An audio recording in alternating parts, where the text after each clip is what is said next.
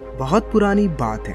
गौतम बुद्ध एक बार एक नए शहर में प्रवास कर रहे थे। उनके कुछ शिष्य भी उनके साथ थे। उनके शिष्य एक दिन शहर में घूमने को निकले तो उस शहर के लोगों ने उन्हें बहुत ही भला बुरा कहा। शिष्यों को ये सब सुनकर बहुत ही बुरा लगा और वे वापस गौतम बुद्ध के पास में लौट गए। गौतम बुद्ध ने जब देखा कि उनके सभी शिष्य बहुत ही क्रोधित दिख रहे हैं तो उन्होंने पूछा, क्या बात है, आप इतने तनाव में क्यों दिख रहे हो?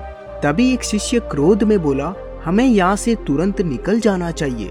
जब हम बाहर शहर में घूमने गए तो यहाँ के लोगों ने बिना वजह हमें बहुत ही भला बुरा कहा।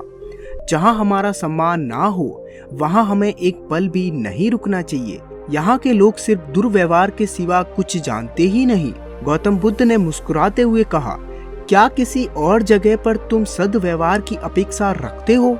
दूसरे शिष्य ने बोला कि दूसरे शहर में इस शहर से तो भले लोग अवश्य ही होंगे।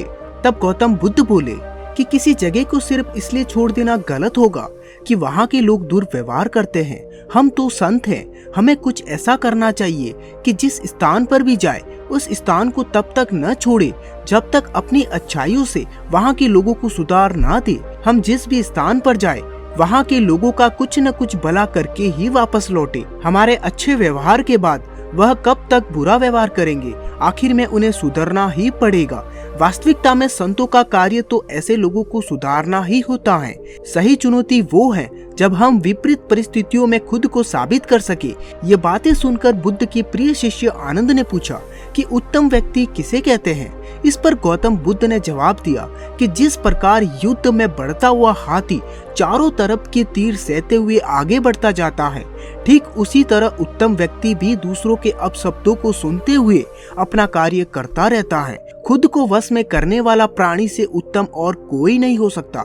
गौतम बुद्ध की बात शिष्यों को अच्छी तरह से समझ में आ गई और उन्होंने वहां से जाने का इरादा त्याग दिया। दोस्तों, गौतम बुद्ध की ये कहानी आपको कैसी लगी नीचे कमेंट करके जरूर बताना। मिलते हैं आपसे गौतम बुद्ध की एक नई कहानी के साथ।